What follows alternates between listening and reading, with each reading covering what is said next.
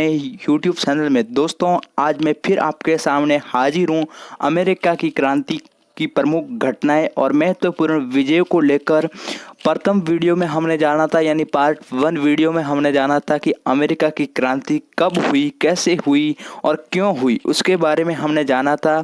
और जो यूरोप के लोग हैं वो अमेरिका क्यों आए थे, खासकर इंग्लैंड के लोग, और यूरोपीय देश हैं जो इंग्लैंड हैं वो अमेरिका क्यों आया था, उनके कारणों को हमने पढ़ा था, उसके बारे में पढ़ा था। और साथ ही हमने जो क्रिस्टोफर कोलंबस ने अमेरिका की खोज की थी उससे पहले का इतिहास यानी माया और एज़टेक सभ्यता के बारे में भी हमने विश्लेषण से जाना था। अगर वो वीडियो नहीं देखा है तो पहले आप उस वीडियो को देखिएगा, ताकि ये वीडियो आपको अच्छे से समझ में आएगा। इतिहास में आप जितना क्रमबद्ध तरीके से अध्ययन करेंगे उतना ही आपके लिए वह प्रभावकारी होगा और वो लंबे समय तक याद रहेगा। तो चलिए दोस्तों, अगर आपने नहीं देखा है तो उस वीडियो को देख लीजिएगा, उसके बाद ये वीडियो देखिएगा ताकि आपको अच्छे से समझ में आ सके। उसका लिंक डिस्क्रिप्शन और आई बटन में है, तो उसमें हमने जाना था वो मैंने बता दिया है अभी।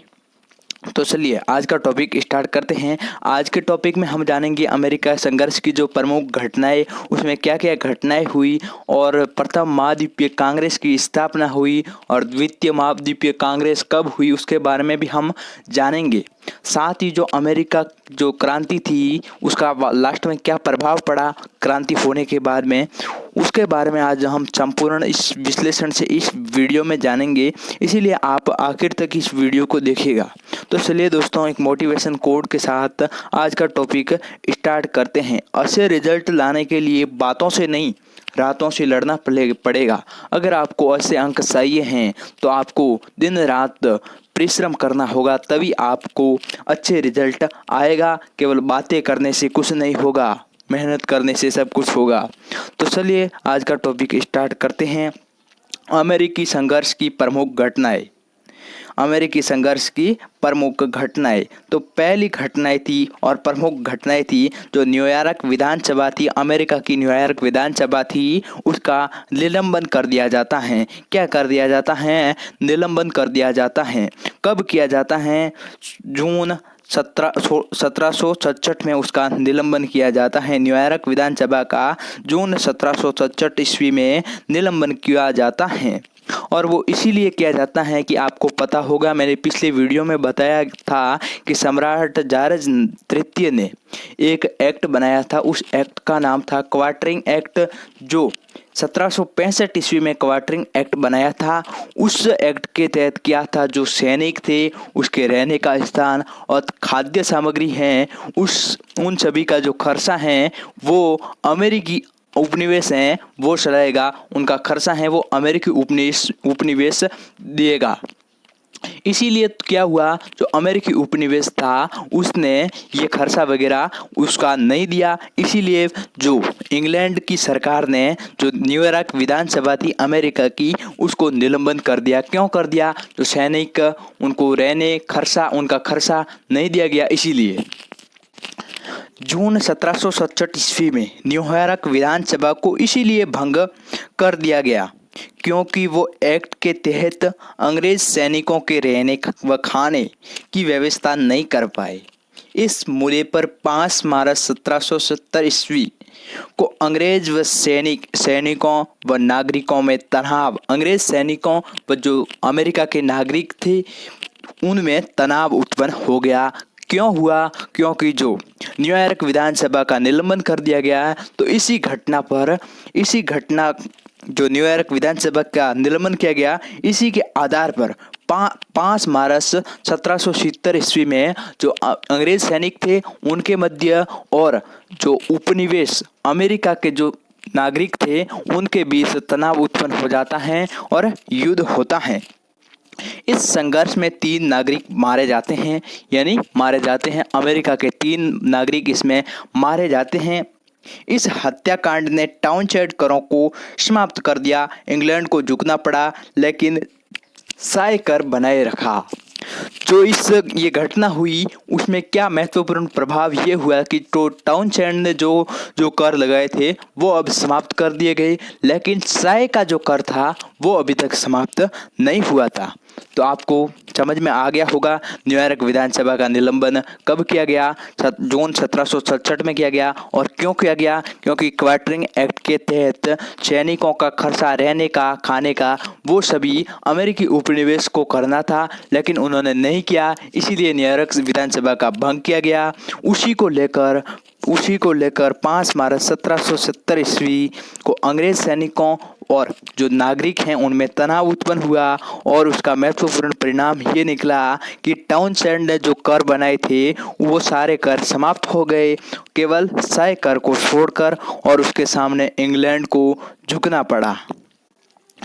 और दूसरा महत्वपूर्ण घटना ये थी कि बोस्टन टी पार्टी, ये कोई पार्टी नहीं थी, ये कोई साय पार्टी नहीं रखी गई, किसी कार्यक्रम को आयोजित करने वाली पार्टी नहीं थी। ये पार्टी ये थी कि जो ईस्ट इंडिया कंपनी जो भारत में आई थी, वही ईस्ट इंडिया कंपनी जब अमेरिका में जो उपनिवेश थे उस समय वो दिवालिया बनती जा रही थी, इसीलिए उन्होंने इंग्लैंड की संसद से एक बिल पास करवाया, और वो बिल पास था कि हमें ईस्ट इंडिया कंपनी को अमेरिका में चाय बेचने का अधिकार दे दिया जाए, ताकि वो दिवालिया होने से बचे और अमेरिका में जो है वो इंग्लैंड की ही चाय जाए। उसी को लेकर ये जो बोस्टन टी पार्टी है, तब क्या हुआ, जो अमेरिकी उपनिवेश के जो निवासी थे, नागरिक थे, उन्होंने क्या सोचा कि ये जो चाय हैं उनको हम स्वीकार नहीं करेंगे, हम दूसरे देशों से भी इसे खरीद सकते हैं, इंग्लैंड से नहीं। और दूसरे देशों में इंग्लैंड की अपेक्षा कम खर्चा लगता है, कम पैसे लगते हैं चाय पर। तो उन्होंने क्या किया, जब जो इंग्लैंड के जो चाय लेकर आ रहे थे, समुद्री मार्ग से चाय लेकर अमेरिका आ रहे थे, जो कौन, इंग्लैंड के वासी जो ब्रिटिश ईस्ट इंडिया कंपनी के संस्थापक, वो लेके आ रहे थे, तो बीच में जहाज में क्या कर दिया, जहाज में वो चाय लेकर आ रहे थे अमेरिका, तो समुद्र के किनारे अमेरिका के जो 50 अमेरिका के ग्रामीण है वो बेस बदल कर वहाँ जाकर वो पूरी चाय को समुद्र में फेंक देते हैं और पूरी चाय की तबाही कर देते हैं। वही बोस्टन टी पार्टी हैं। वो कब होती हैं, 26 दिसंबर 1773 ईस्वी में वो बोस्टन टी पार्टी होती हैं, और उसी को बोस्टन टी पार्टी के नाम से जाना जाता है। इसके बारे में जानते हैं। जिस ईस्ट इंडिया कंपनी ने भारत को परतंत्र बनाया था, उस समय कंपनी की आर्थिक स्थिति ठीक नहीं थी, अतः कंपनी ने दिवाले से बचने के लिए अमेरिका में चाय बेचने का एक अधिकार मांगा। कंपनी की मांग पर ब्रिटिश संसद ने अमेरिका में चाय बेचने का अधिकार ईस्ट इंडिया कंपनी को दे दिया। यह कंपनी सामान्य दरों से कम पर चाय बेचने जा रही थी। अमेरिका का तस्करी व्यापार समाप्त हो जाता। तब जो अमेरिका में छोटे बड़े चाय के धंधे चल रहे थे, उससे क्या हुआ, जो इंग्लैंड से जो चाय आ रही थी, वो जो अमेरिका में जो चाय बेच रहे थे, उससे कम पैसे में इंग्लैंड से चाय आ रही थी, वो बेच रहे थे। तो इसीलिए अमेरिका के जो चाय व्यापारी थे, उनका व्यापार ठप हो जाएगा। इसीलिए ये चाय बोस्टन टी पार्टी की थी, और वो चाय को डुबोया था समुद्र में। जब चाय की पेटियां से भरे जहाज बोस्टन बंदरगाह पर पहुंचे, तो दिसंबर की रात में सैमुअल एडम्स और उसके साथियों के निर्देश पर लगभग 50 अमेरिकी व्यक्तियों ने सदम भेष बदलकर हमला कर चाय की पेटियों को समुद्र में फेंक दिया। जब वो लेके आ रहे थे, और वो किस बंदरगाह पर आए, बोस्टन बंदरगाह पर आए, तो सैमुअल एडम्स और उनके 50 लगभग साथी थे, वो सभी बेस बदल कर वहाँ आए थे बोस्टन बंदरगाह पर। तो उन्होंने एक सैमुअल एडम्स के एक इशारे पर जो चाय की जो जहाज थी उस पर हमला करके पूरी जो चाय के जो बोरे थे उसको समुद्र में गाड़ दिया, फेंक दिया। इस घटना को बोस्टन टी पार्टी के नाम से जाना जाता है। ये दुस्साहस जॉर्ज तृतीय जैसे शासक को स्वीकार नहीं था। उस समय इंग्लैंड का राजा कौन था? जॉर्ज तृतीय था। उसको ये कार्य अच्छा नहीं लगा। उसने पूरे बोस्टन को सजा देने की ठान ली। पूरे बोस्टन के जो बोस्टन बंदरगाह के आसपास जो लोग रहते हैं, पूरे बोस्टन बंदरगाह को सजा देने की ठान ली। ब्रिटिश संसद द्वारा 5 नियम बनाए गए, उनके लिए 5 नियम बनाए गए। ये देख सकते हैं आप, जो ये जहाज हैं वो लेके आ रही थी, तो इधर से जो अमेरिकी वासियों ने सैमुअल एडम्स के नेतृत्व में इन पर हमला किया, और ये देख सकते हैं ये साए के बोरे हैं वो पानी में ठोक दिए। ये ब्रिटिश की जहाज हैं और ये हैं अमेरिकावासी, इन पर आक्रमण किया। अब जो क्या हुआ कि जब बोस्टन टी पार्टी में साए की पूरी साए तबाही कर दी साए अमेरिका वासियों ने, तो जॉर्ज तृतीय को ये अच्छा नहीं लगा और उन्होंने पूरी बोस्टन को सजा देने के लिए 5 नियम बनाए, और पूरे अमेरिका को सजा देने के लिए 5 प्रमुख नियम बनाए। वो कौन कौन से हैं आप जान लेते हैं। बोस्टन बंदरगाह को तब तक बंद रखा जाएगा जब तक साए का हर्जाना नहीं दे दिया जाता। इसका तात्पर्य बोस्टन की तबाही थी, वो तबाही करना चाहते थे। ये पहला उनका नियम था कि बोस्टन बंदरगाह को तब तक बंद रखा जाएगा जब तक कि जो साए का नुकसान हुआ है उसकी भरपाई वो नहीं करेंगे। ब्रिटिश सैनिकों के ठहरने व खान पान की पूर्ण व्यवस्था स्थानीय प्राधिकारियों पर डाल दी गई, और जो ब्रिटिश के सैनिक थे उनके रहने खाने पीने की व्यवस्था है जो वहाँ के सामान्य अधिकारी थे उन पर ठोक दी। ये दूसरा नियम था। कैथोलिक मतावलंबियों को उपासना संबंधित स्वतंत्रता प्रदान कर दी गई, और जो कैथोलिक धर्म के अनुयायी थे उनको उपासना संबंधी स्वतंत्रता है वो दे दी। हत्या एवं अन्य अपराधों की सुनवाई संबंधी अधिकार इंग्लैंड या उपनिवेशों में चलाने का निर्णय लिया गया, और हत्या और अपराध जैसे जो भी दंड की सुनवाई है वो केवल और केवल इंग्लैंड में ही होगी, किसी उपनिवेशों में नहीं। जैसे किसी इस उपनिवेश में, इस अमेरिका उपनिवेश में कोई घटना हुई है, अपराध हुई है, तो उसका निर्णय इस अमेरिका में नहीं होगा, बल्कि इंग्लैंड की जो न्यायालय है उसमें उसका निर्णय होगा, उपनिवेशों में नहीं होगा। ये उनका चौथा नियम था। टी पार्टी के बाद बोस्टन टी पार्टी कब हुई? 16 दिसंबर 1773 ईस्वी में। और 5वां था मैसाचुसेट्स के सांसदों को चुनने का अधिकार राजा को दे दिया गया, और जो मैसाचुसेट्स अमेरिका का महत्वपूर्ण, जो इंग्लैंड का महत्वपूर्ण उपनिवेश था वो अमेरिका का था, अमेरिका में था इंग्लैंड का महत्वपूर्ण उपनिवेश, उसका नाम था मैसाचुसेट्स। वहाँ पर बहुत सारा सोना वगैरह होता था, इसीलिए वहाँ के जो सांसदों को चुनने का अधिकार हैं वो केवल और केवल इंग्लैंड के राजा को होंगे। ये थे उनके 5 नियम। किनके? जॉर्ज तृतीय ने ये 5 नियम बनाए। क्यों बनाए? क्योंकि जो बोस्टन टी पार्टी में साए पूरी तबाही कर दी थी, इसीलिए। अब प्रथम महाद्वीपीय कांग्रेस का सम्मेलन होता है। प्रथम महाद्वीपीय कांग्रेस क्यों होती है? जो ये 5 नियम बनाए गए हैं इनके विरोध में होती हैं। इन कानूनों का विरोध करने के लिए 5 सितंबर 1774 ईस्वी को जॉर्जिया को छोड़ सभी उपनिवेशों ने सम्मेलन में भाग लिया। और क्या हुआ? जो ये नियम बनाए गए इनके विरोध में सभी उपनिवेशों को, केवल उनमें से एक जॉर्जिया उपनिवेश को छोड़कर सभी उपनिवेशों ने वहाँ इकट्ठे हुए। कब इकट्ठे हुए? 5 सितंबर 1774 ईस्वी को। केवल जॉर्जिया को छोड़कर सभी उपनिवेशों ने उसमें भाग लिया। और इस सम्मेलन का उद्देश्य है वो क्या था कि उपनिवेशों की वर्तमान स्थिति पर विचार करना। जो उपनिवेश थे उसकी वर्तमान स्थिति क्या है उस पर विचार करना, और अपनी जो मांगे हैं, अपनी क्या क्या मांगे हैं उसको इंग्लैंड से मनवाना था।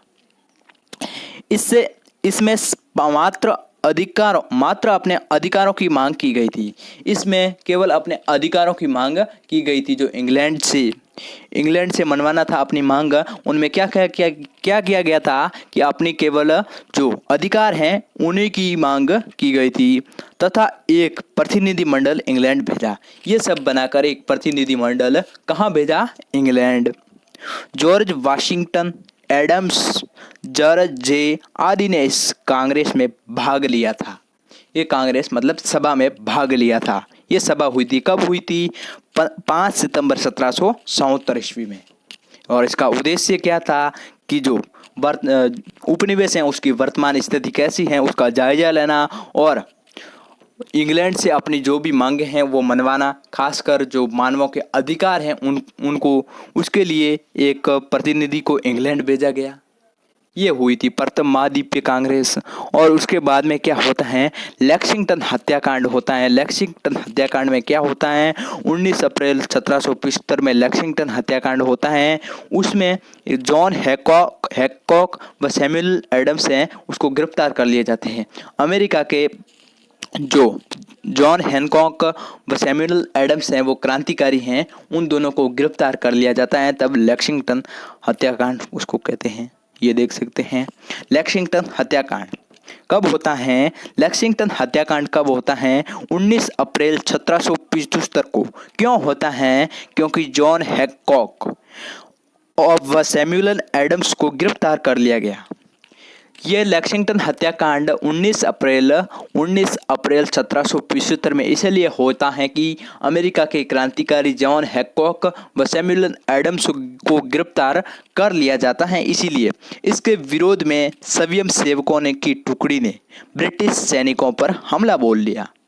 इसी के कारण जो स्वयंसेवक थे अमेरिका के, उन्होंने ब्रिटिश सैनिकों पर हमला बोल लिया।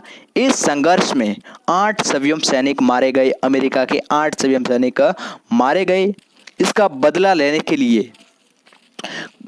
लेने के लिए कनकार्ड नामक स्थान पर स्वयं सेवकों ने ब्रिटिश सैनिकों को मार दिया और अंततः इसका बदला ले लिया गया। जो अमेरिका के 8 स्वयं सैनिकों को मारा गया था, उसका बदला लेने के लिए कनकार्ड नामक स्थान पर जो स्वयं सेवकों ने इंग्लैंड के बहुत सारे सैनिकों को मार दिया और उनका बदला ले लिया गया 8 स्वयं सैनिकों का। 8 स्वयं सैनिक क्यों भिड़े थे? केवल 8 ही नहीं भिड़े थे, वो 8 स्वयं सैनिक मारे गए थे, लेकिन भिड़े तो बहुत थे। वो इसीलिए भिड़े थे क्योंकि जो हैनकॉक व सैमुअल एडम्स को गिरफ्तार कर लिया गया था। इसी के विरोध में जो अमेरिकी स्वयं सैनिक और इंग्लैंड की सेना के बीच में भिड़ंत होती है, उसमें 8 स्वयं सैनिक हैं वो मारे जाते हैं। ये भिड़ंत है 19 अप्रैल 1775 में होती हैं और उस जो 8 स्वयं सैनिक मारे जाते हैं उसका भी बदला ले लिया जाता है। किस स्थान पर? कनकार्ड नामक स्थान पर। कौन लेते हैं? स्वयं सैनिक। द्वितीय महाद्वीपीय कांग्रेस वो कब होती हैं?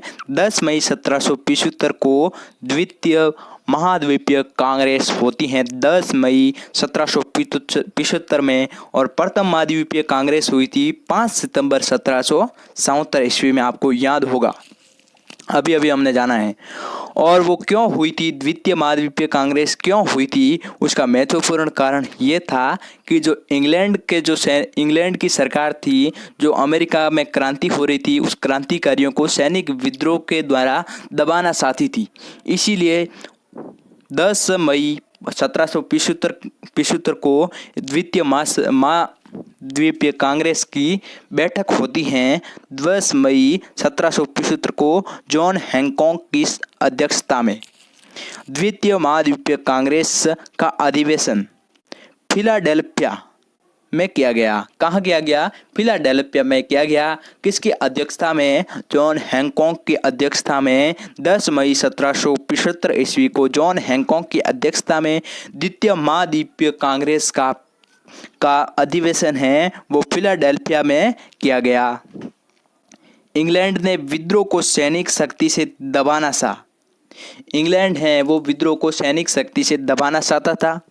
प्रारंभ में अंग्रेजी सेना का पलड़ा भारी रहा। अमेरिकी नेताओं ने विदेशी सहायता की आवश्यकता प्रतीत की। अमेरिकी नेताओं ने ये विचार किया कि ऐसे अब काम नहीं होने वाला है, हमें विदेशी देशों से भी सहायता लेनी पड़ेगी, तभी हम इनका मुकाबला कर सकेंगे। इसके लिए इंग्लैंड से संबंध तोड़ना आवश्यक था। अगर दूसरे देशों से हमें संबंध बनाना है, दूसरे इंग्लैंड विरोधी देशों से, तो कैसे बनाएंगे? अगर हम इंग्लैंड के पक्ष में रहेंगे तो वो हमारा साथ नहीं देंगे, क्योंकि ज़्यादातर उस टाइम में इंग्लैंड के विरुद्ध थे।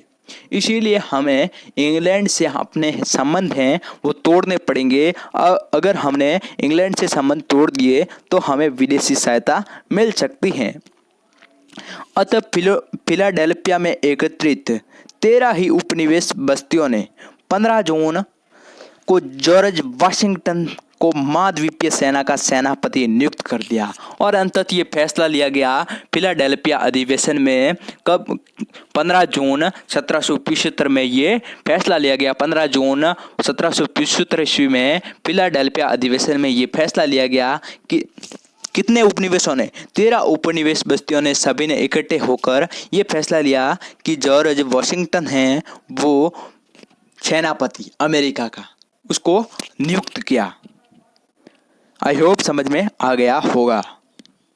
ये थी द्वितीय महाद्वीपीय कांग्रेस। अब है अमेरिका का घोषणा पत्र, अमेरिका स्वतंत्रता संग्राम का घोषणा पत्र।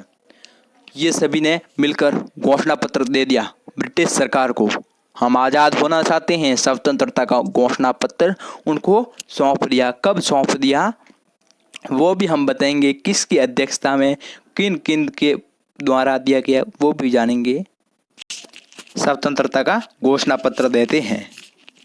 स्वतंत्रता का घोषणा पत्र महाद्वीपीय कांग्रेस ने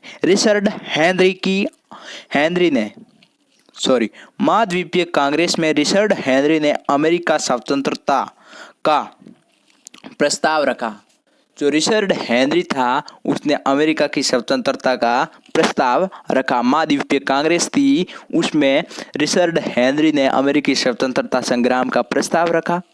और 2 जुलाई को क्या होता है, वो प्रस्ताव महाद्वीपीय कांग्रेस से पारित हो जाता है और 4 जुलाई को उसको प्रस्तावित कर देते हैं। उसके सामने प्रस्ताव रखा। कब? किसने? रिचर्ड हेनरी ने अमेरिका के स्वतंत्रता संग्राम का महाद्वीपीय कांग्रेस के समक्ष ये प्रस्ताव रखा। जॉन एडम्स ने इसका अनुमोदन किया। रिचर्ड हेनरी का जॉन एडम्स ने अनुमोदन किया। 5 सदस्यों की समिति में Jefferson, Benjamin Franklin, John Adams, Roger Sherman और रॉबर्ट लिविंगस्टन सदस्य थे। ये 5 सदस्यों की समिति ने मिलकर ये घोषणा पत्र उनको दिया। ये 5 जने कौन कौन थे ये देख सकते हैं। जेफरसन ही आप याद कर लेना, क्योंकि ये बहुत ही इम्पोर्टेंट है। पहले आप ये याद करना कि अमेरिकी जो कांग्रेस थी, महाद्वीपीय कांग्रेस थी, उसमें रिचर्ड हेनरी ने सबसे पहले स्वतंत्रता संग्राम का प्रस्ताव रखा। रिचर्ड हेनरी ने महाद्वीपीय कांग्रेस में स्वतंत्रता का प्रस्ताव रखा और इसका अनुमोदन है जॉन एडम्स ने इसका अनुमोदन किया। और 5 जने थे सदस्यों की समिति, जिसमें थे Jefferson, Benjamin Franklin, John Adams, Roger Sherman और रॉबर्ट लिविंगस्टन थे। इन्होंने 2 जुलाई 1777 ईस्वी को कांग्रेस ने स्वतंत्रता के प्रस्ताव को स्वीकृत किया। महाद्वीपीय कांग्रेस ने इस प्रस्ताव को स्वीकार कर लिया और 4 जुलाई को अमेरिका को स्वतंत्र घोषित कर दिया। 4 जुलाई को अमेरिका को वो स्वतंत्र घोषित कर दिया। घोषणा पत्र में कहा गया कि हम उन तत्वों को सभी हम स्पष्ट समझते हैं कि जन्म से सभी मनुष्य समान हैं। उन्होंने घोषणा पत्र में यह भी लिखा कि हम ये सभी जानते हैं कि सभी मनुष्य समान हैं और सृष्टिकर्ता ने उन्हें अविचल अधिकारों से विशुभित किया है, जिनमें प्रमुख हैं जीवन, स्वाधीनता और सुख की खोज। इसीलिए हम संयुक्त राज्य अमेरिका के प्रतिनिधि उन समस्त जन्मजात अधिकारों की प्राप्ति के लिए जो स्वाधीन देश के लोगों को प्राप्त होती हैं, स्वतंत्रता की घोषणा करते हैं। इन्होंने ये प्रस्तुत शब्द हैं घोषणा पत्र में लिखे थे। किसने? अमेरिका के जो अमेरिका में घोषणा पत्र तैयार किया। अमेरिका के जो मूल निवासी थे उन्होंने, उनकी ये भावना थी, वो भी तो आज़ादी चाहते थे, जन्मजात अधिकारों की प्राप्ति के लिए संवैधानिकता था। तो आपको आई होप समझ में आ गया होगा स्वतंत्रता का घोषणा पत्र किसने दिया। महाद्वीपीय कांग्रेस में सर्वप्रथम रिचर्ड हेनरी ने अमेरिकी स्वतंत्रता संग्राम का प्रस्ताव पारित किया। जो अमेरिकी महाद्वीपीय कांग्रेस थी उसमें सर्वप्रथम रिचर्ड हेनरी ने अमेरिकी स्वतंत्रता का प्रस्ताव है पारित किया और उसका अनुमोदन है वो जॉन एडम्स ने इसका अनुमोदन किया। और 5 सदस्यों की समिति में Jefferson, Benjamin Franklin, John Adams और कौन था, हाँ, रोजर और शर्मन और रॉबर्ट लिविंगस्टन थे। इन्होंने, और ये थे 5 सदस्यों की समिति में। और 2 जुलाई को जो अमेरिका की महाद्वीपीय कांग्रेस है उन्होंने ये स्वीकार कर लिया और 4 जुलाई को ये घोषणा पत्र प्रस्ताव को स्वीकृत कर दिया, अमेरिका को घोषित कर दिया, स्वतंत्र घोषित कर दिया। आई होप समझ में आ गया होगा। अब जानते हैं महत्वपूर्ण विजय। किसकी विजय? अमेरिका की विजय। अमेरिका की महत्वपूर्ण विजय कब होती हैं, कौन कौन सी हैं? 3 महत्वपूर्ण विजय हैं। इसमें अमेरिका की विजय होती हैं। इसमें अमेरिका का सेनापति हैं जॉर्ज वॉशिंगटन होता है, उनके नेतृत्व में ये युद्ध लड़े जाते हैं और युद्ध अमेरिका द्वारा जीते जाते हैं और इंग्लैंड को हार का सामना करना पड़ता है। तो पहला युद्ध होता है ट्रेंटन का युद्ध। वो होता है 1776 ईस्वी में होता है ट्रेंटन का युद्ध। ट्रेंटन का युद्ध, वॉशिंगटन ने ट्रेंटन युद्ध में इंग्लैंड की सेना को हरा दिया। 1776 में ट्रेंटन का युद्ध होता है, उसमें जॉर्ज वॉशिंगटन ने इंग्लैंड की सेना को हरा दिया। कब? 1776 में ट्रेंटन के युद्ध में इंग्लैंड को हरा देते हैं।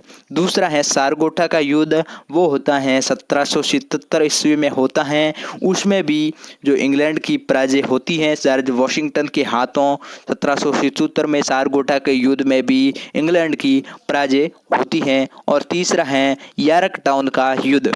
वो 1781 ईस्वी में होता है। यॉर्क टाउन का युद्ध 1781 ईस्वी में होता है।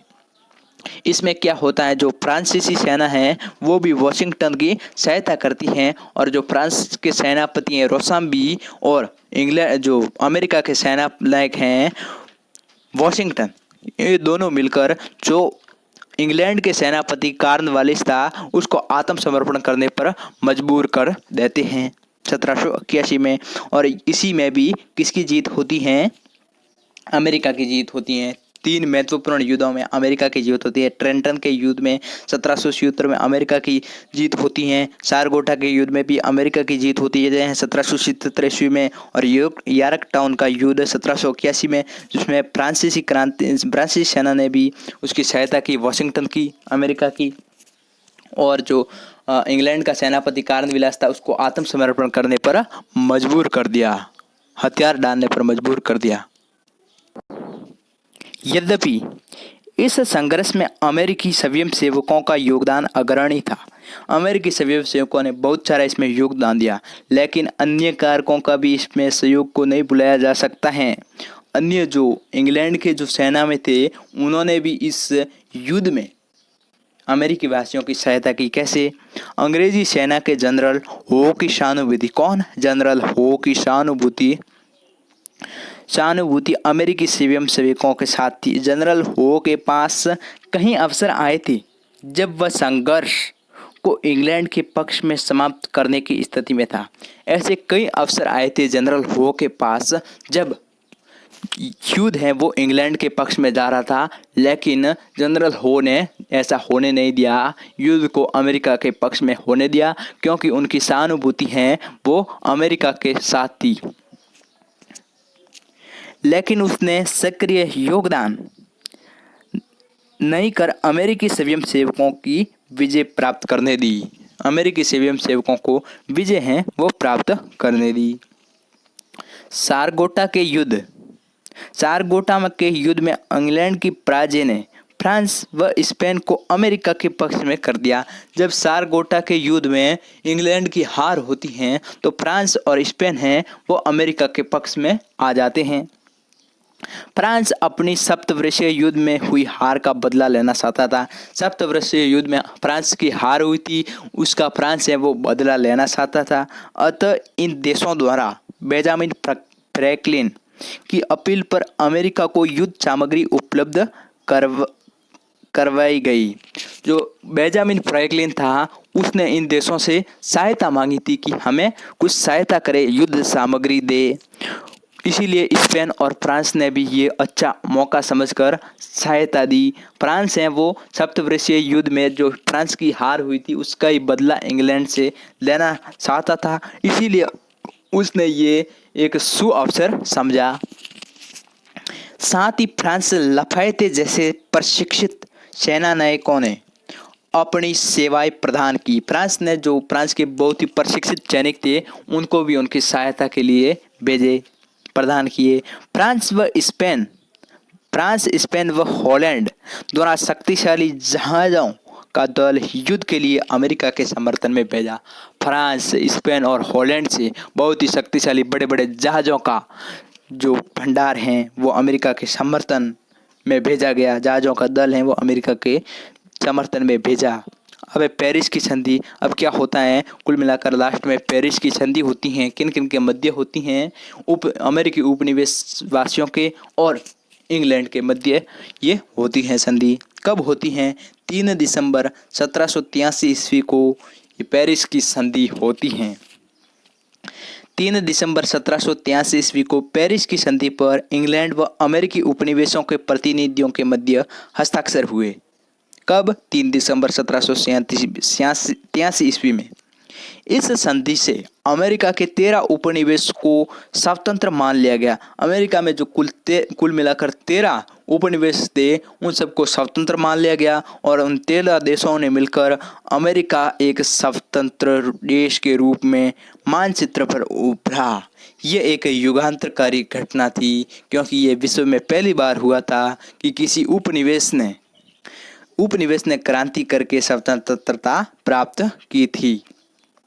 अमेरिका में स्वतंत्रता दिवस 4 जुलाई को मनाया जाता है, क्योंकि 4 जुलाई 1776 ईस्वी को ही इंग्लैंड से अलग होने की घोषणा पत्र को समस्त अमेरिकी राज्यों द्वारा स्वीकार किया गया था। तो इसीलिए अमेरिका का स्वतंत्रता संग्राम 4 जुलाई को मनाया जाता है। कब मनाया जाता है? अमेरिका का स्वतंत्रता संग्राम 4 जुलाई को अमेरिका का स्वतंत्रता संग्राम मनाया जाता है, क्योंकि 4 जुलाई 1776 ईस्वी को ही इंग्लैंड से अलग होने की जो घोषणा पत्र था उसमें सभी अमेरिका के राज्यों ने स्वीकार किया था। अब जानते हैं इंग्लैंड की जो पराजय हुई उसके क्या कारण थे। क्यों इंग्लैंड की पराजय हुई? उसके भी कुछ कारण तो होंगे। ऐसे कैसे हो सकती है पराजय? उसके 4 महत्वपूर्ण कारण है, वो जानेंगे। 4 महत्वपूर्ण कारण थे, उसमें से पहला कारण है इंग्लैंड व अमेरिका के बीच हजारों किलोमीटर दूरी थी। ऐसे नहीं कि इंग्लैंड, ये यहाँ पर इंग्लैंड है और ये अमेरिका है, इतना ही पास है, ऐसा नहीं। हजारों किलोमीटर की उनके बीच में दूरी थी। किन किन के मध्य दूरी थी? अमेरिका व इंग्लैंड के मध्य हजारों किलोमीटर की दूरी थी। साथ ही अंग्रेज सैनिक यहाँ की भौगोलिक परिस्थिति से परिचित नहीं थे। ये जो इंग्लैंड के जो सैनिक थे वो अमेरिका की जो कैसी परिस्थिति है, वहाँ का कैसा भौगोलिक वातावरण है, कैसे उबड़ खाबड़ है, खाड्डे हैं वगैरह हैं, उसके बारे में वो परिचित नहीं थे। दूसरी ओर स्पेन, फ्रांस व हॉलैंड के समुद्री बेड़े ने इंग्लैंड को अति आवश्यक युद्ध सामग्री पहुंचाने से पहले ही समुद्र में रोके रखा था। और क्या होता था, जो आते थे इंग्लैंड से अमेरिका आने के लिए समुद्री मार्ग से आना पड़ता था, तो कोई भी युद्ध सामग्री लेके आते थे तो वहाँ पर समुद्रों में ही वो रोके रखते थे। कौन? स्पेन और फ्रांस और हॉलैंड के जो सैनिक हैं वो उनको वहीं पर रखते थे, वहीं रोके रखते थे अति आवश्यक युद्ध सामग्री को, जिससे हैं उसकी सामग्री भी कम हुई, सेना भी कम हुई, इसीलिए उनकी पराजय हुई। तो ये एक महत्वपूर्ण कारण था। क्या था कि इंग्लैंड और अमेरिका के बीच हजारों किलोमीटर की दूरी थी, जिससे सामान आने जाने में भी तकलीफ होती थी, समय लगता था। और जो इंग्लैंड के जो सैनिक थे उनको यहाँ की भौगोलिक परिस्थिति के बारे में पता नहीं था। जो भी इंग्लैंड से युद्ध की अच्छी सामग्री आती थी उसको आने से पहले ही समुद्र में ही स्पेन और हॉलैंड हैं वो वहीं पर रोके रखते थे। इसीलिए अमेरिका की पराजय हुई, अमेरिका की जीत हुई, इंग्लैंड की पराजय हुई। दूसरा महत्वपूर्ण कारण था इंग्लैंड के सैनिक अपने स्वजात के बंधुओं से लड़ रहे थे और जो इंग्लैंड के सैनिक लड़ रहे थे वो अपने ही भाइयों से लड़ रहे थे। क्यों? क्योंकि जब जो ये विरोध कर रहे थे, क्रांति कर रहे थे, वे कहाँ के थे? वैसे ये मूल इंग्लैंड के थे, लेकिन वो इंग्लैंड से अमेरिका गए थे उपनिवेश बनाने। उन्होंने ही विद्रोह किया, उन्होंने ही क्रांति की अपने ही मातृ देश के विरुद्ध। तब जो वो लड़ रहे थे इंग्लैंड की सेना में, उन्होंने ये सोचा कि हम तो क्यों लड़े, ये तो हमारे ही भाई हैं, इनके साथ इनको हम कैसे मारे। इसीलिए उनमें ये कमी थी, जोश नहीं था वो। अतः इंग्लैंड के सैनिकों में वो जोश नहीं था। उपनिवेशवासी सरस्वत न्यूसावर कर संघर्ष को अपने पक्ष में करने को दृढ़ संकल्पित थे, लेकिन जो उपनिवेशवासी थे वो पूरे जोश के साथ लड़ रहे थे, क्योंकि इन्होंने हमारे अधिकारों को छीना है, उन्होंने हमारी स्वतंत्रता छीनी है, इसलिए हमें मर मिटना है।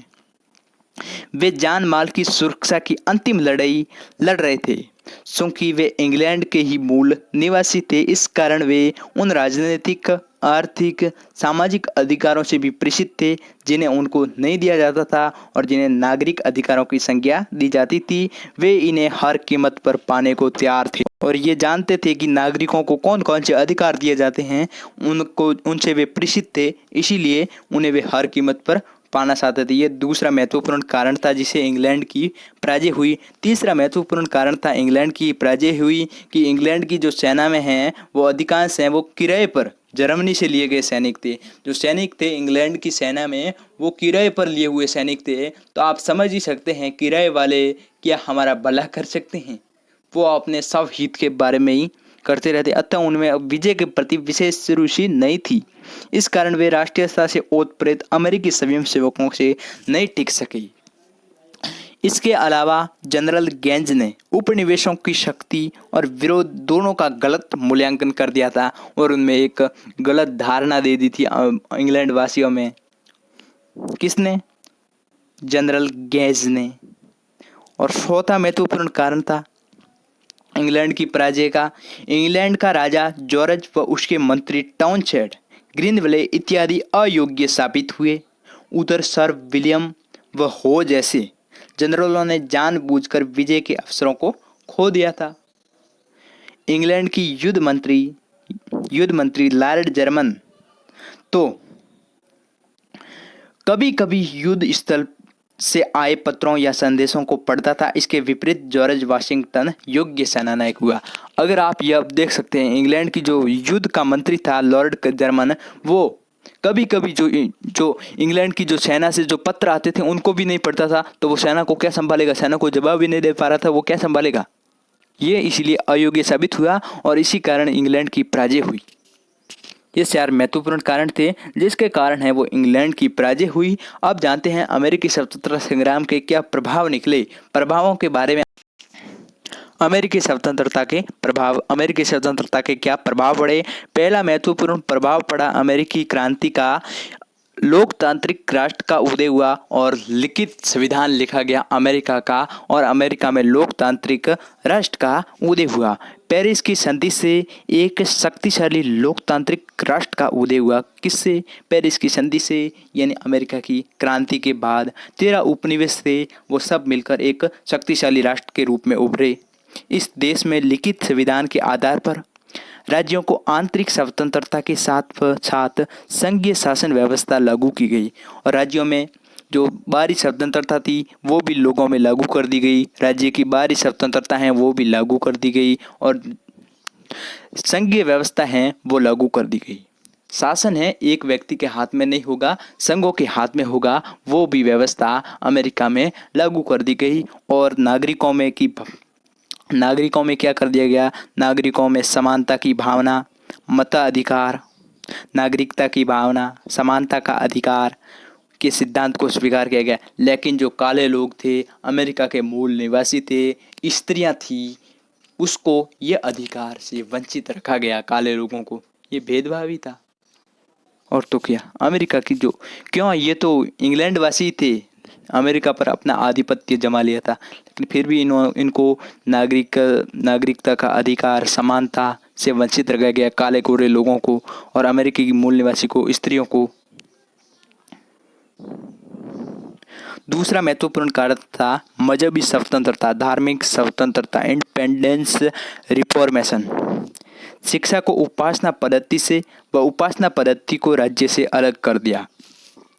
पहले क्या था, उपासना पद्धति को शिक्षा से जोड़ दिया जाता था और शिक्षा को उपासना पद्धति से जोड़ दिया जाता था और उपासना पद्धति को राज्य से जोड़ दिया जाता था। लेकिन इन क्रांति के बाद इन सबको पृथक पृथक कर दिया गया और केवल प्रत्येक व्यक्ति को धार्मिक स्वतंत्रता प्रदान कर दी गई और जो ये पद्धति थी उसको अब व्यक्तिगत विषय बना दिया गया। पहले शिक्षा को, जो धार्मिक शिक्षा थी, उसको राज्य का विषय बनाया हुआ था, लेकिन क्रांति के बाद धार्मिक शिक्षा पद्धति को व्यक्तिगत विषय बना दिया गया और सभी को समान धार्मिकता का अधिकार दिया गया। वाणिज्यवाद का अंत हुआ। महत्वपूर्ण कारण क्या हुआ? वाणिज्यवाद का अंत हुआ। तीसरा महत्वपूर्ण कारण था कि वाणिज्यवाद है उसका अब अंत हो गया। वाणिज्यवाद क्या था कि अपनी शक्ति बढ़ाने के लिए दूसरे राज्यों पर व्यापार करना और व्यापारियों को अधिक महत्व देना जनसाधारण की अपेक्षा, ये वाणिज्यवाद था, वह अब अंत हो गया। इस संघर्ष के बाद इंग्लैंड और अमेरिका के व्यापारिक संबंध इस प्रकार सुधरे कि वाणिज्यवाद सिद्धांत का ही अंत हो गया। इस सिद्धांत में पहले इंग्लैंड वाणिज्यवाद सिद्धांत को अपनाता था, लेकिन उसने अभी तक छोड़ा नहीं। थोड़े दिनों के लिए अंत किया उसने और अमेरिका से उसने वाणिज्यवाद का तो अंत हो गया, क्योंकि अमेरिका के जो उपनिवेशवासी थे उन्होंने संयम क्रांति की और अब कैसे रह गया। मात्र देश व इस सिद्धांत में आयात दूसरे देशों से कम मंगवाना और दूसरे देशों में ज़्यादा भेजना, माल ज़्यादा भेजना को महत्व दिया जाता था। मात्र देश व उपनिवेशों का संबंध कच्चा माल प्राप्त करने व तैयार माल बेचने तक ही सीमित था। इन दोनों देशों का इतना ही संबंध था कि कच्चे माल प्राप्त करो और पक्के माल को वापस बेचो दूसरे देशों में। इंग्लैंड के मध्य बढ़ते व्यापार ने इंग्लैंड को संयम इस नीति को त्यागने पर मजबूर कर दिया। इंग्लैंड को संयम इस नीति का त्याग करना पड़ा, क्योंकि जो अमेरिका से इंग्लैंड में बहुत सारा माल निर्यात होता था। इसी कारण ब्रिटिश राष्ट्रमंडल का उदय ये महत्वपूर्ण है। अमेरिका की क्रांति के बाद ये हुआ। अमेरिका की जीत से अन्य औपनिवेशिक देशों ने इंग्लैंड के विरुद्ध लड़ने हेतु खड़ा कर दिया। इंग्लैंड ने संयम उपनिवेशों के प्रति नीति बदलते हुए ब्रिटिश राष्ट्रमंडल का निर्माण किया। इस संगठन के माध्यम से इंग्लैंड ने औपनिवेशिक देशों की समस्याओं को जानने व समझने की मंच तैयार किया, जो था राष्ट्रमंडल। ब्रिटिश राष्ट्रमंडल जो उपनिवेशवासी थे वो अमेरिका की क्रांति के बाद क्रांति न करे, इसी के लिए जो ये राज्य ये तैयार किया गया एक मंच, उसका नाम था ब्रिटिश राष्ट्रमंडल, जिसके तहत जो भी मतलब उपनिवेश हैं, इंग्लैंड के जो भी उपनिवेश हैं उसमें कुछ सुधार किए गए, वहाँ की जनता में सुधार किए गए, इसलिए किए गए कि अमेरिका की भांति वो भी हमारे विरुद्ध क्रांति न कर दे, ताकि अमेरिकी संघर्ष जैसी घटनाओं की पुनरावृत्ति नहीं की जा सके। इंग्लैंड के सम्राट या सामग्री के प्रति औपनिवेशिक देशों के भक्ति बनी रही, इसका प्रयास इस संगठन के माध्यम से किया जाने लगा। पांचवा परिणाम फ्रांसीसी क्रांति की शुरुआत हुई इस अमेरिकी क्रांति के कारण। इस संघर्ष ने फ्रांस की क्रांति को अवश्य संभावी बना दिया था, अब होना ही था, अनिवार्य बना दिया था। अमेरिकी संघर्ष में भाग लेना फ्रांस को भारी पड़ा। अमेरिका की स्वतंत्रता संग्राम में जो फ्रांस ने भाग लिया था वो उसको ही महंगा पड़ा, क्योंकि उसकी आर्थिक स्थिति कमजोर हो गई और बदले में उसके क्रांति के समय अमेरिका ने उसकी सहायता नहीं की। साथ ही उसे कोई भी लाभ नहीं मिला अमेरिका का साथ देके। फ्रांस के जिन सैनिकों ने इस संघर्ष में भाग लिया था उनको राजनीतिक, धार्मिक व सामाजिक अधिकारों का आभास हुआ। उनको भी आभास हुआ कि हम भी क्रांति करेंगे, हमें भी ऐसे अधिकार मिलेंगे जिस प्रकार की अमेरिका के जो सैनिकों ने, अमेरिका के निवासियों ने लिए हैं, उसी प्रकार इन अधिकारों की मांग करने लगे और फ्रांस में क्रांति हुई। छठा था आयरलैंड में को भी लाभ हुआ। आयरलैंड ने भी क्रांति की जो गुजारिश की, जिसे हैं क्रांति करना था। तो जो इंग्लैंड था उसने आयरलैंड को स्वतंत्र कर दिया। इस अमेरिकी संघर्ष की सफलता ने आयरलैंड को भी इंग्लैंड के विरुद्ध खड़ा होने का साहस दिया। आयरिश लोग स्वतंत्र आयरिश संसद की स्थापना और व्यापारिक प्रतिबंधों का अंत चाहते थे। आयरिश लोग क्या चाहते थे कि जो आयरिश की जो हमारी संसद है वो स्वतंत्र हो और हमारे व्यापारों पर प्रतिबंध न लगे। इंग्लैंड भी आयरिश लोगों की मांगों पर सहानुभूतिपूर्वक विचार कर वहाँ की संसद से व्यवस्थापिका का नियंत्रण स्वतंत्र कर दिया। वहाँ की संसद की व्यवस्थापिका को स्वतंत्र कर दिया और आयरलैंड को ये महत्वपूर्ण लाभ हुआ। अमेरिका की क्रांति के बाद संसद की शक्ति में बढ़ोतरी हुई। अमेरिकी क्रांति के बाद इस संघर्ष में चूंकि इंग्लैंड के सम्राट जॉर्ज तृतीय अयोग्यता साबित हुई, अतः संसद ने प्रधानमंत्री लॉर्ड नॉर्थ व राजा जॉर्ज तृतीय को उत्तरदायी ठहराया। परिणाम स्वरूप राजा की शक्तियों को कम करते हुए संसद की शक्ति को पुनः स्थापित किया। इसमें संसद की शक्ति को बढ़ाया गया और राजा की शक्ति को कम किया गया, क्योंकि जॉर्ज तृतीय ये अयोग्य साबित हुआ कि राजा की शक्तियों को अच्छे से प्रयोग में नहीं लिया जा सकता, इसीलिए संसद ही सर्वोपरि है। इसलिए संसद की शक्ति को पुनः स्थापित किया गया। अब जो हमने पढ़े हैं उसके जो कालक्रम हैं, प्रमुख घटनाएं हैं, उसके बारे में जान लेते हैं कि जब हमने जो भी पढ़े हैं उसके बारे में। अब तक हमने अमेरिका की क्रांति के जो भी जाने हैं, वैसे अमेरिका की क्रांति अब पूरी होगी, लेकिन कुछ तारीख हैं, डेट है, दिनांक है, वो आपको बहुत ही याद करने के लिए बहुत ही महत्वपूर्ण है। वो अमेरिका की खोज कब होती है? 1492 में होती है। कौन करता है? क्रिस्टोफर कोलंबस द्वारा अमेरिकी मार्ग की खोज होती है। वो कब होती है? 1492 में। और 1607 ईस्वी में क्या होता है? जेम्स टाउन है, उसमें अंग्रेजों की पहली बस्ती बनती है। कब? 1607 ईस्वी में जेम्स टाउन में अंग्रेजों की पहली बस्ती होती है। 1624 में क्या होता है? अमेरिकी बस्तियों पर इंग्लैंड के नियंत्रण की शुरुआत व तंबाकू के व्यापार पर नियंत्रण। ये कब होता है? 1624 में। जो अमेरिका के जो उपनिवेश हैं उस पर बस्तियां हैं, उस पर जो इंग्लैंड के उपनिवेश हैं उसका अब हक नियंत्रण बनने लगता है। और तंबाकू का व्यापार है, उस पर भी नियंत्रण लगता है। कब? 1624 ईस्वी में। और 1651 ईस्वी में नेविगेशन एक्ट लागू हुआ। ये नेविगेशन एक्ट इंग्लैंड ने लागू किया, लेकिन अमेरिकी उपनिवेशवासियों ने इसे कभी नहीं माना, उसका विरोध किया। 1766 ईस्वी में ग्रीनविले सरकार द्वारा शुगर एक्ट पारित किया गया 1766 में, लेकिन उसको वापस बंद करना पड़ा। 1765 में ग्रीनविले सरकार द्वारा स्टाम्प एक्ट, उसको भी तत्काल ही खारिज करना पड़ा। 1767 ईस्वी में क्या हुआ? रॉकिंघम प्रधानमंत्री द्वारा स्टाम्प एक्ट की समाप्ति। ये 65 में बना, 67 में खत्म स्टाम्प एक्ट। बहुत ही विरोध हुआ था इसका कि जो भी समाचार पत्र वगैरह वगैरह निकलेगा, बुकें हैं, वो उसको एक सरकारी स्टाम्प लगाया जाएगा उस पर, उसके बाद ही प्रकाशित होगी। और 1767 में क्या हुआ? टाउनशेंड कर लागू हुआ। 1767 में टाउनशेंड द्वारा कर लागू किया गया। किस किस पर? चाय पर भी, शीशा पर भी, कांस, रंग और सिक्का धातु पर, इन सभी पर कर लागू हुआ। और 5 मार्च 1770 ईस्वी में क्या होता आपको पता होगा? बोस्टन हत्याकांड, जो आज ही हमने पढ़ा है। 5 मार्च 1770 ईस्वी में बोस्टन हत्याकांड होता है।